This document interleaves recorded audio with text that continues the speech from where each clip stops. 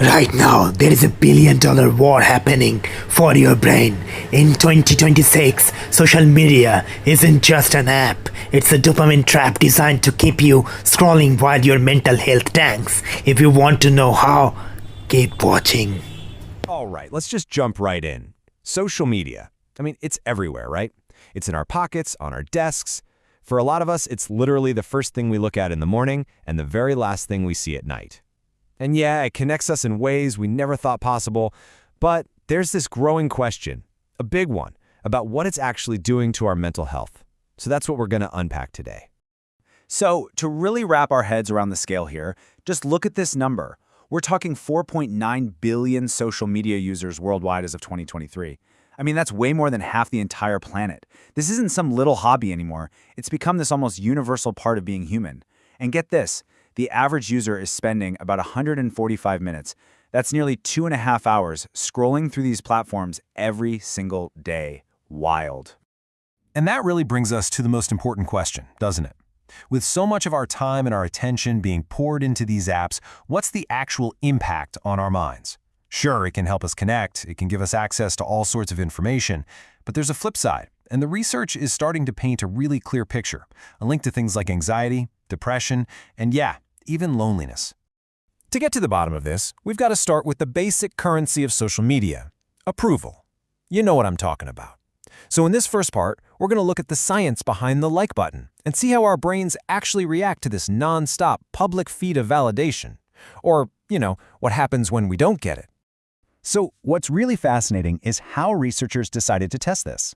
There was this study from the University of Rochester where they brought in a bunch of teenagers and told them they were test driving a new social media app. It all seemed totally normal. They made profiles, they could like each other's posts, the whole deal. But here is where it gets really clever. Those likes? They weren't actually coming from the other teens. Nope, they were being handed out completely at random by computer scripts, and this genius little trick created two very different groups. One group got a ton of positive feedback, and the other got, well, hardly any. It was the perfect setup to see what the like itself was actually doing. And the results were, frankly, staggering. The group that got fewer likes, they reported way higher feelings of rejection. They had more negative thoughts about themselves, and they experienced a real, measurable drop in their self-worth. So the key takeaway here is this: nobody was bullying them. Just the absence of enough likes was enough to cause actual psychological distress. And this quote just nails why this study was so important. As Professor Harry Race, one of the authors, pointed out, a lot of people used to just write off social rejection as, a normal part of being a teenager. But this research proves that digital rejection has real, tangible, negative effects. It turns something that happens on a screen into a very, very real feeling. All right, so let's build on that in our next section. If our brains are this hungry for digital approval, does that mean some of us are more vulnerable to all this than others? Well, this part of our explainer is going to dig into the psychological traits that can pull us even deeper into the world of social media, sometimes with some pretty problematic results. So one personality trait that comes up a lot in this research is something called trait narcissism. Now, it's super important to be clear here. We are not talking about the clinical disorder.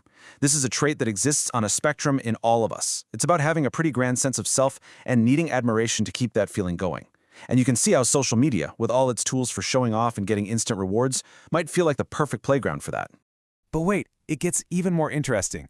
Researchers actually break it down into two types. You've got grandiose narcissism. That's the one we usually think of, confident, dominant, maybe a little aggressive. But then there's vulnerable narcissism, which is totally different. It's about being hypersensitive, defensive, and having this really intense desire for that exact same approval we were just talking about.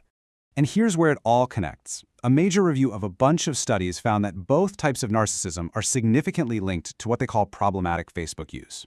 Think about it. Platforms that are built for you to promote yourself, where you post things and just wait for feedback. They can create this really powerful cycle. The platform feeds those narcissistic needs, which makes you want to use it more, and that can lead to some really addictive patterns. What I love about this slide is how it shows you just how complex this whole thing is. Social media addiction isn't just a single issue. As you can see from a chart like this, it's a web. It can impact our social lives, how we handle our emotions, our ability to focus, and, like we've been talking about, our very sense of who we are. It all gets tangled together. Okay, so we've looked at the science, we've looked at the psychology, and I know it can all feel a little bleak. But It's not all doom and gloom, I promise. It is absolutely possible to have a healthier, more intentional relationship with these platforms. So the real question is, how do we actually find that balance? Well, first, we have to admit that this whole thing is a double-edged sword. As you can see here, the risks, the anxiety, the dissatisfaction, they are very, very real. But so are the good things. Social media does connect us with people we love. It shows us new ideas. It helps build communities. So the goal isn't to just throw it all away, but to figure out how to manage it. So, what are some actual practical steps we can take? UC Davis Health has some great advice on this. Number 1, set limits. Use the app timers on your phone, or just create some no-phone hours during your day. Number 2, curate your feed, and be ruthless about it. If an account makes you feel inadequate or just bad, unfollow it. Gone. Your feed should be serving you, not the other way around. And number 3, prioritize real, actual connections. Find hobbies and things that make you happy that have nothing to do with a screen. So that brings us to the end, and really to a moment for us to just think.